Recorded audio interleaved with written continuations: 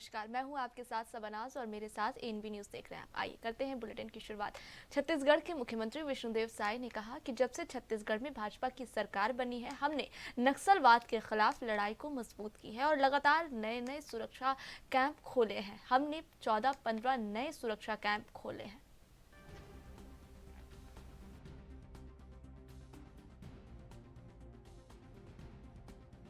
अपकारा में आज गायत्री मंदिर का प्राण प्रतिष्ठा भी है और रात में स्वर्गीय स्वतंत्र प्रताप सिंह जुदेव जी के नाम से जो रात्रिकालीन क्रिकेट प्रतियोगिता है उसका समापन है। तो ये कार्यक्रम हमारा आज सर पत्थलगांव के लिए भी बड़ा घोषणा किया है आपने। जी बिल्कुल। पत्थलगांव बड़ा दूसरा शहर है जसपुर जिले का और काफी दूर होता है जसपुर से, तो वहाँ पर जिला का लिंक कोड घोषित किए हैं।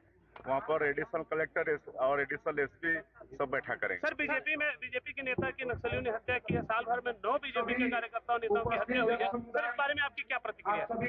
देखिए क्या है, जब से भारतीय जनता पार्टी की सरकार बनी है छत्तीसगढ़ में और डबल इंजन की सरकार बनी है, तब से नक्सलवाद के साथ लड़ाई मतलब मजबूत किए हैं और लगातार नए नए सुरक्षा कैंप खोल रहे हैं।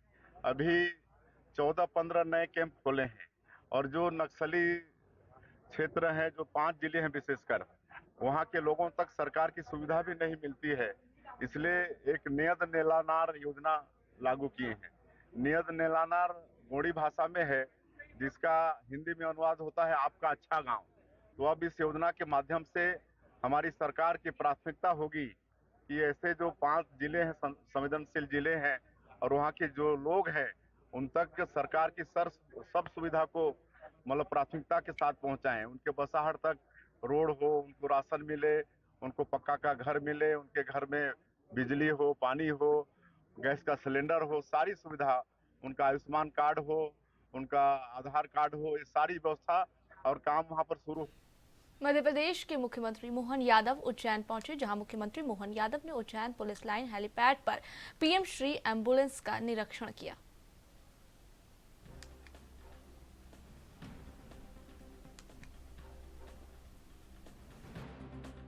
आज मध्य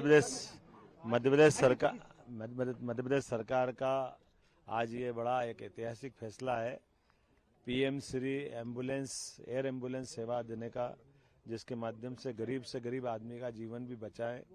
हर वो व्यक्ति जिसको मेडिकल सुविधा की जरूरत है और जहां है वहां से और उन्नत अवस्था में पहुंचाना है। ऐसे में एयर एम्बुलेंस एक बड़ा जरिया हो गई, जिसके माध्यम से किसी व्यक्ति के जीवन का वो निर्णायक क्षण रहता है जब ये सुविधा की जरूरत पड़ती है। मुझे इस बात की प्रसन्नता है कि ये हर व्यक्ति के लिए पूरे प्रदेश में शुरू की जा रही है। उसकी आज शुरुआत हुई है। मेरी अपनी ओर से इस आयोजन के लिए माननीय प्रधानमंत्री को बधाई, जिनके नाम पर हमने ये सुविधा प्रारंभ की है, प्रधानमंत्री एयर एम्बुलेंस सेवा। बहुत धन्यवाद। निःशुल्क है, कोई पैसा नहीं, इसीलिए तो जान बचे, गरीब आदमी का ऐसा है। हम सबको मालूम है, अयोध्या में भगवान श्री राम का 22 जनवरी को यशस्वी प्रधानमंत्री और हमारे राष्ट्रीय स्वयंसेवक संघ के माननीय सरसंघचालक सबकी मौजूदगी में भगवान की प्राण प्रतिष्ठा हुई थी। और वो भगवान राम की प्राण प्रतिष्ठा नहीं हुई, एक तरह से भारत का सांस्कृतिक अनुष्ठान पर्व के आधार पर।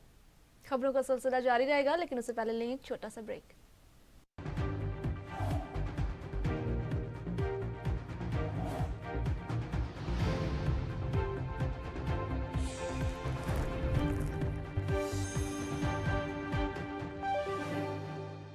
ब्रेक के बाद स्वागत है आपका। मध्य प्रदेश के पूर्व मुख्यमंत्री शिवराज सिंह चौहान ने कहा कि वो कहते हैं कि न्याय यात्रा, लेकिन खुद राहुल गांधी भी कांग्रेस के साथ अन्याय कर रहे हैं। कांग्रेस को इस हालत में पहुंचाने का श्रेय उन्हें ही को जाता है। कांग्रेस के नेता लगातार कांग्रेस छोड़ रहे हैं। पहले भी विधानसभा के चुनाव में कांग्रेस बुरी तरह पराजित हुई है और अब लोकसभा के चुनाव में वो जहां जहां से गुजर रहे हैं वहां भी और पूरे मध्य प्रदेश में 29 की 29 सीटें भाजपा जीतेगी।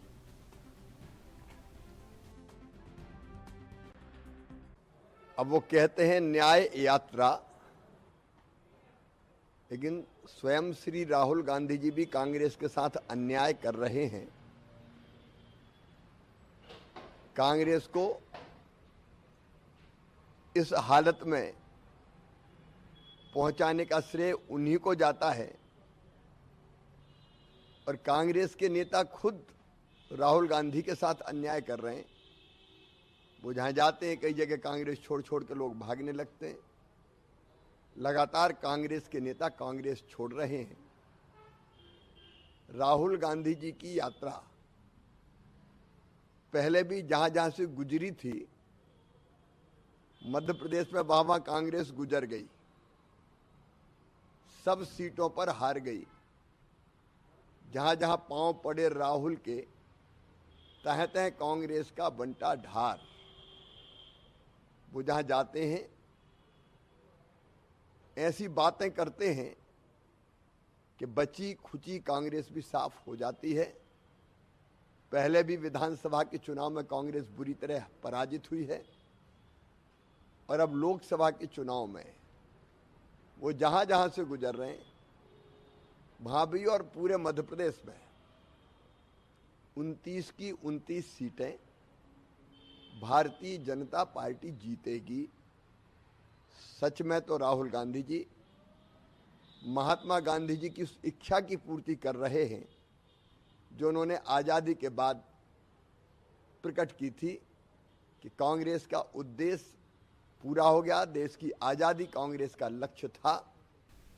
प्रधानमंत्री पोषण शक्ति निर्माण योजना के तहत भोजन न्योता भोज कार्यक्रम का आयोजन गुरेला पेंड्रा मरवाही में किया गया। बता दें कि जहां डिप्टी सीएम अरुण साव समेत कई और भी नेता न्योता भोज में शामिल हुए। इस दौरान अरुण साव ने बच्चों को खाना परोसा। न्योता भोजन के बाद उप मुख्यमंत्री ने पौष्टिक भोजन के साथ सामूहिक भोजन का महत्व भी बच्चों को बताया। इसके बाद बच्चों के साथ बैठकर अरुण साव सहित अन्य नेताओं और मंत्रियों ने खुद भी खाना खाया।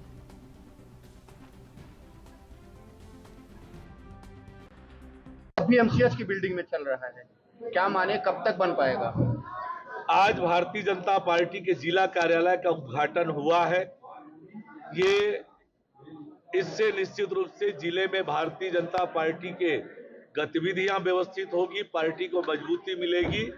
और जहां तक स्वास्थ्य सुविधाओं के विस्तार का मामला है, चाहे हमारी केंद्र की सरकार हो, राज्य की सरकार हो, अच्छी स्वास्थ्य सुविधा उपलब्ध कराने के लिए हमारी सरकार संकल्पित है।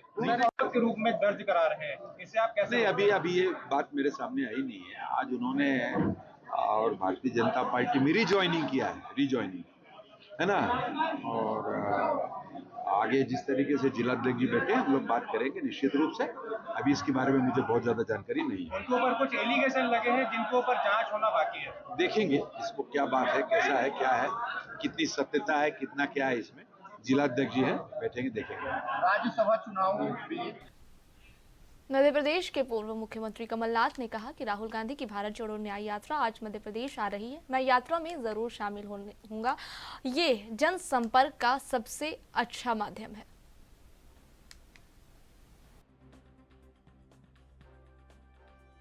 यहाँ में आज राहुल जी आ रहे हैं न्याय यात्रा में। मैं न्याय यात्रा में सम्मिलित होने जा रहा हूँ। न्याय यात्रा से जो जनसंपर्क होता है वो सबसे बेस्ट माध्यम है जनसंपर्क का। मध्य प्रदेश में न्याय यात्रा रहेगी, आप कितना टाइम उसको देंगे, कितना समय देंगे और आगे क्या है आपका? देखिए, समय तो मैं पूरा दूंगा। 5 दिन की तो यात्रा है, समय पूरा दूंगा, पर जो स्थानीय लोग हैं उनको भी तो मौका मिलना चाहिए।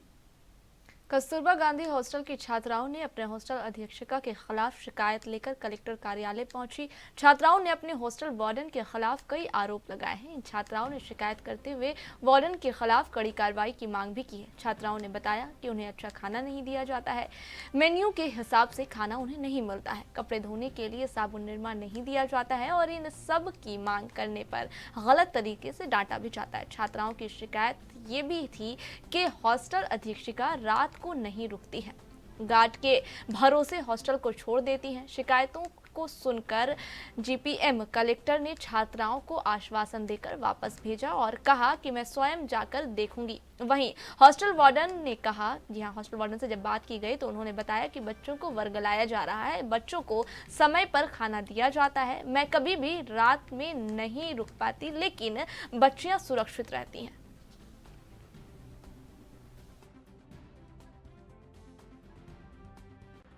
बहुत ज़्यादा डांटती हैं और हम लोग कुछ सामान मंगाते हैं तो बोलती हैं कि फंड में पैसा नहीं है, बाद में मंगवाऊंगी करके और फिर नहीं मंगवाती हैं। किस छात्रावास में रहती हो आप? कस्तूरबा गांधी। ये कलेक्टर ऑफिस के सामने? जी। अच्छा, कब से डांट फट कर रही है? बहुत दिनों से सबको डांटती हैं और कोई गलती करेंगे तो खड़े करके डांटती हैं। तो क्या अकेले को डांटती घरेलू हैं। काम भी कराती है जो अपने कमरे में, या बाकी और भी काम कराती है पढ़ाने के अलावा? नहीं। और बोलती हैं कि जब से आई थी तो बोल रही थी कि महीने में 2 बार चिकन और वो खिलाएंगे करके। गुड़िया नाम बताना। रिया सोनवानी नाम आप है। लोग कलेक्टर से शिकायत कर? हॉस्टल में अच्छे से निरमा साबुन नहीं मिलता और डांटती हैं बहुत।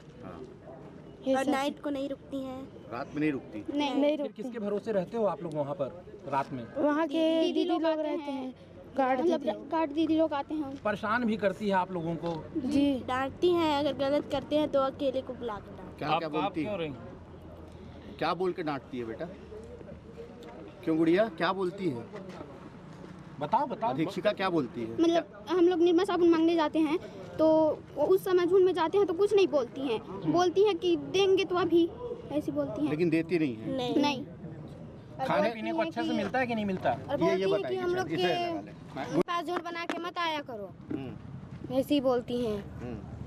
एक बार मैं गई थी अधीक्षिका मैम के पास कि निरमा साबुन नहीं है मैम जी, बच्चे लोग के पास बोल रहे हैं निरमा साबुन नहीं है, तो मैम बोली कि घर से तो लेट से आते हो तो कहाँ से दूँ।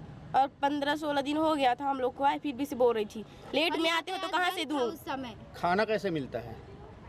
अच्छे से मिलता है और अपना कंपेयर ना दूसरे मैम से करती हैं, बोले तो पहले की अधीक्षिकाओं से बोलती हैं उन लोग से मैं अच्छा ही कर रही हूँ, और बार बार दूसरे अधीक्षिकाओं को बीच में लाती हैं। चिकन वगैरह मिलता है? नहीं। बोलते हैं तो बोलती हैं कि फंड में पैसा नहीं है, बाद में खिलाऊंगी। और हर सप्ताह फंड मिलने का वो है, फिर भी से नहीं देती हैं। नहीं देती? मेनू के हिसाब से खाना नहीं मिलता? नहीं। नाश्ता वगैरह? नहीं, पोहा बस मिलता है, रोज मिलता है, जिससे बच्चे लोग का पेट भी दर्द देता है बहुत ज्यादा, तो हॉस्पिटल ले जाते हैं। कलेक्टर मैडम के पास आए, क्या बोली मैडम? आप लोगों को कलेक्टर मैडम क्या बोली हैं? आप लोग जाओ, मैं आती हूँ बोल रही थी। निश्चित बोली है? जी। ठीक है बेटा। छात्रावास की अव्यवस्थाओं को लेकर छात्रों ने आज कलेक्टर के सामने अपनी पीड़ा बताई। क्यों है हॉस्टल में इतनी अव्यवस्था? सब्जेक्ट जानना चाहूंगी किस संबंध में है। हाँ? कौन सी अव्यवस्था? आप उनको भोजन अच्छे से नहीं कराती, आप उनको कपड़ा धोने का सामान, निरमा और बाकी जो वो साबुन वगैरह नहीं देती, हमेशा डांटती हैं। बच्चियों ने आपसे नामजद शिकायत की। ये गलत बात है। मैं यहाँ की हॉस्टल व्यवस्था को सुधारने के लिए, यहाँ जो काम में लगे हुए उन कर्मचारियों को हमेशा साफ सफाई के लिए और अच्छे से भोजन परोसने के लिए मैं उनको हमेशा बोलते रहती हूँ। बच्चियों ने बताया कि जो मेनू के अनुसार तो उन्हें भोजन नाश्ता कुछ नहीं मिलता। मेनू के अनुसार ही मिलता है खाना। बच्चे कलेक्टर के पास जाके आपकी व्यक्तिगत रूप से शिकायत की है मैम, तो आपको आप रुकते नहीं है। हॉस्टल से अधीक्षिका गायब रहती है रात को, ये सब जानकारियाँ दिए हैं, तो आपको नहीं लगती? तो क्या आप झूठ बोल रहे हैं कि बच्चे झूठ बोल रहे हैं?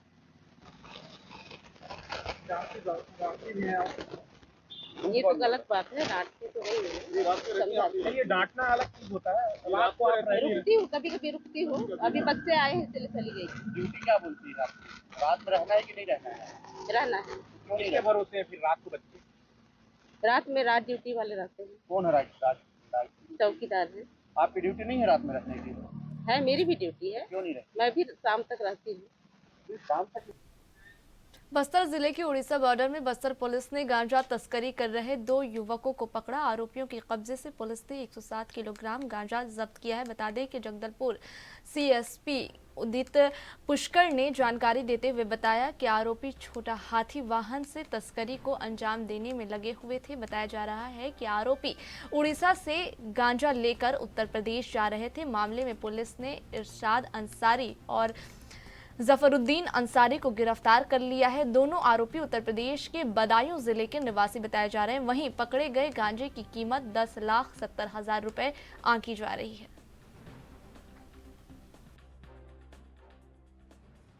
थाना नगर नार का है, कल का केस है ये, जिसमें हमने 107.6 किलोग्राम्स 107.6 किलोग्राम जो है हमने वो मादक पदार्थ गांजा वो हमने सीज़ किया है।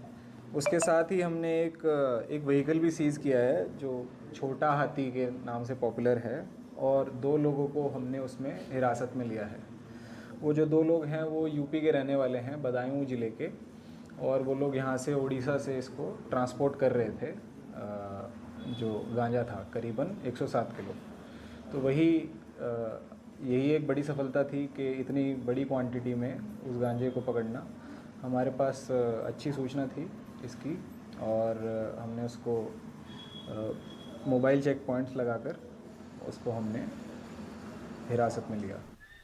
जांजगीर चांपा जिले में राज्य एवं दिगर राज्यों से 102 गुम मोबाइल को पुलिस ने बरामद किया। मोबाइल की कीमत लगभग 18,50,000 रुपए है। सभी 102 मोबाइल को एसपी विवेक शुक्ला ने अपने हाथों से आम नागरिकों को जिनकी मोबाइल थी उनको वापस किया। वहीं खुश हुए मोबाइल पाकर, जी हाँ, मोबाइल पाकर, खोए हुए मोबाइल पाकर वो खुश हो गए मोबाइल मालिक। चेहरे में खुशी उनकी साफ झलक रही थी।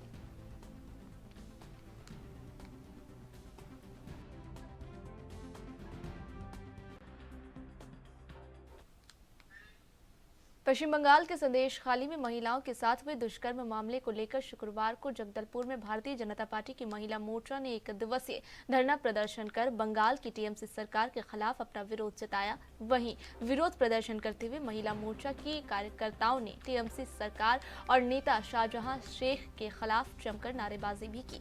भाजपा नेत्रियों ने बंगाल कानून व्यवस्था के बदहाल होने का भी आरोप लगाया है। गौरतलब है कि पश्चिम बंगाल के संदेश खाली हिंसा मामले में टीएमसी नेता शेख शाहजहां पर आरोप है कि महिलाओं के यौन शोषण के साथ ही टीएमसी नेता ने जमीन हड़पने का काम भी किया है। फिलहाल आरोपी टीएमसी नेता को गिरफ्तार कर लिया गया है।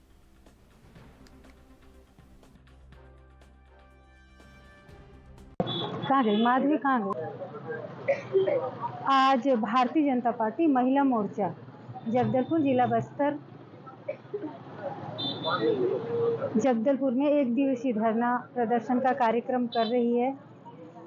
बंगाल में, पश्चिम बंगाल में जो संदेश खाली में जो महिलाओं के साथ दुष्कर्म का मामला सामने आया है, ये बहुत ही हमारे लिए एक निंदनीय है, बहुत ही शर्मसार विषय है कि वहाँ पे इस प्रकार का दुष्कर्म का मामला होते जा रहा है विगत 13 वर्षों से।